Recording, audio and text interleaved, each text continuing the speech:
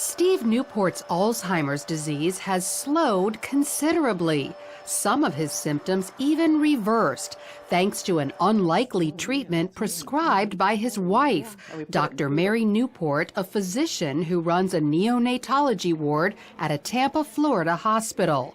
She became determined to help her husband after he failed the so-called Alzheimer's clock test. He drew a few little circles and several numbers, just in a very random pattern, didn't really look anything like a clock. And the doctor pulled me aside and she said, you know, he's actually on the verge of severe Alzheimer's at this point. He's beyond moderate. So that was very, very devastating news. Dr. Newport began learning everything she could about her husband's disease. It appears to be a type of diabetes of the brain, and it's a process that starts happening at least 10 or 20 years before you start having symptoms. And it's very similar to type 1 or type 2 diabetes in that you develop a problem with insulin. In this case, insulin problems prevent brain cells from accepting glucose, their primary fuel. Without it, the cells eventually die. But there is an alternative fuel, ketones, which the cells easily accept. Ketones are metabolized in the liver after you eat medium-chain triglycerides, which are found in coconut oil. So Dr. Newport added coconut oil to Steve's diet. Just 2 weeks later, he took the clock test again and, as you can see, demonstrated stunning improvement. I thought at the time, was it just good luck? Was it a lot of prayer? Was it the coconut oil? And I thought, well, we're going to keep the coconut oil going. Then 3 weeks later, he took the clock test a third time and continued to get better.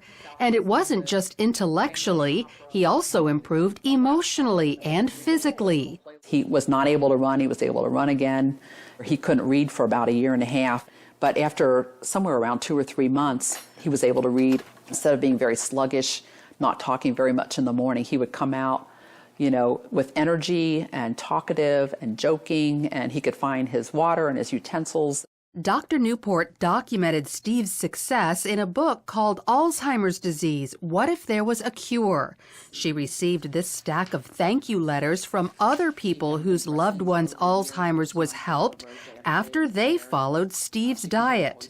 And while coconut oil is encouraging, there's actually something much more powerful. A team of biochemists led by Professor Kieran Clark at England's Oxford University have developed a ketone ester that packs a punch 10 times greater than coconut oil.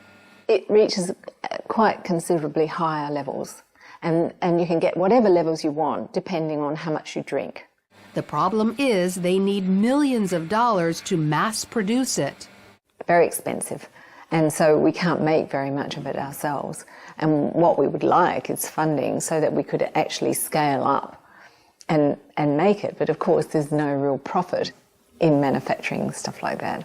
So until a high-potency ketone ester is available to the general public, coconut oil is still a good ketone source.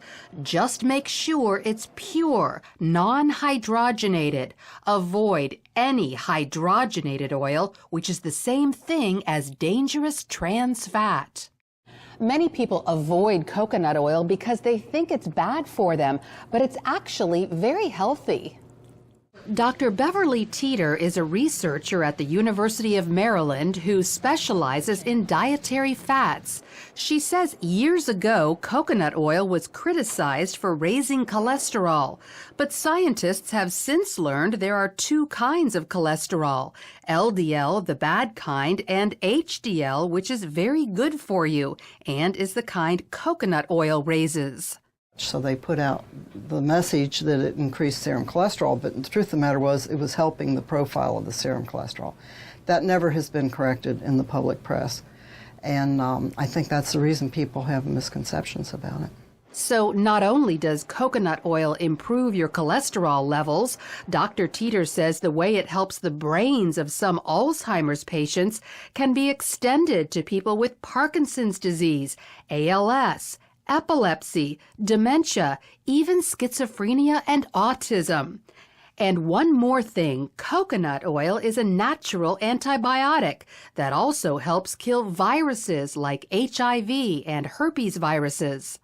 But the coconut oil tends to keep the bacteria down so that if you're assaulted with the virus, your immune system can concentrate on the virus. It doesn't have to concentrate on 27 other bacteria that you may have been exposed to that day. So consider coconut oil to improve your overall health and perhaps even go so far as to stave off life-threatening diseases. Oh, yeah, that's good. Lori Johnson, CBN News. Food a lot.